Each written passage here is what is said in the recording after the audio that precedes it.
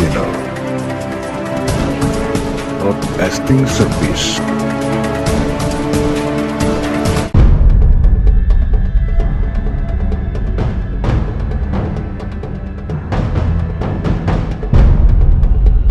Skandal proyek laboratorium Sulsel, kontrak putus, negara buntung. Nafas segar bagi industri manufaktur di Sulawesi Selatan melalui pengadaan alat laboratorium canggih kini berubah menjadi polemik hukum dan administrasi.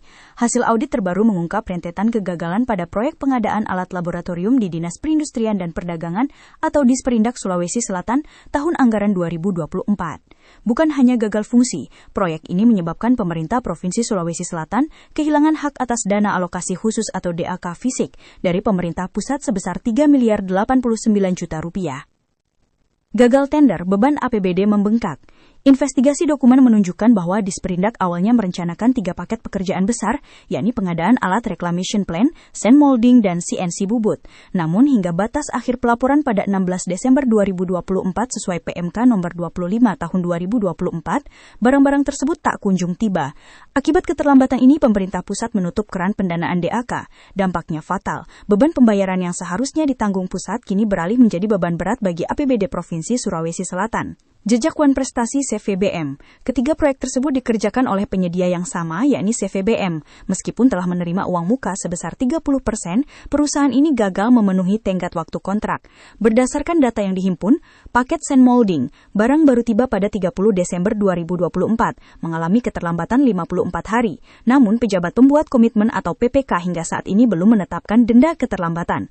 Paket reclamation plan dan CNC bubut, 2 proyek ini bernasib lebih tragis. Hingga Maret 2025, barang tidak pernah sampai ke gudang Disperindak. PPK akhirnya mengambil langkah tegas dengan pemutusan kontrak pada 24 Maret 2025. Kelalaian PPK, jaminan tak dicairkan, uang muka menguap. Temuan paling mengejutkan adalah sikap pasif pejabat pembuat komitmen atau PPK pasca pemutusan kontrak.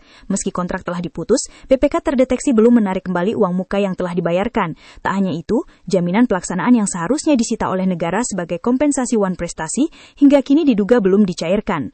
Ada indikasi pembiaran. Bagaimana mungkin kontrak sudah diputus, namun jaminan dan uang muka tidak segera ditarik kembali ke kas daerah. Ini adalah potensi kerugian negara yang nyata, ujar Farid Mama SHMH. Adendum Suluman. Dalam proses pemeriksaan ditemukan pengakuan bahwa PPK sempat menjanjikan adanya adendum perpanjangan waktu selama 37 hari. Namun saat tim pemeriksa meminta bukti fisik dokumen adendum tersebut, pihak PPK tidak mampu menunjukkannya. Hal ini menimbulkan kecurigaan adanya upaya administratif untuk menutupi keterlambatan penyedia. Pejabat terkesan alergi wartawan. Upaya transparansi dalam kasus ini menemui jalan buntu. Sejak temuan ini mencuat, tim media telah berulang kali mencoba melakukan klarifikasi ke Kantor Dinas Perindustrian dan Perdagangan Provinsi Sulawesi Selatan. Namun, hingga berita ini ditayangkan, kepala dinas terkait sangat sulit ditemui.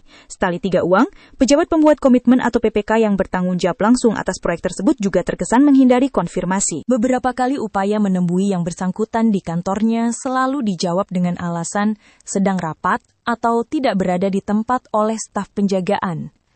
Sikap bungkam para pejabat publik ini justru memperkuat tanda tanya besar di tengah masyarakat. Mengapa jaminan proyek tak segera dicairkan?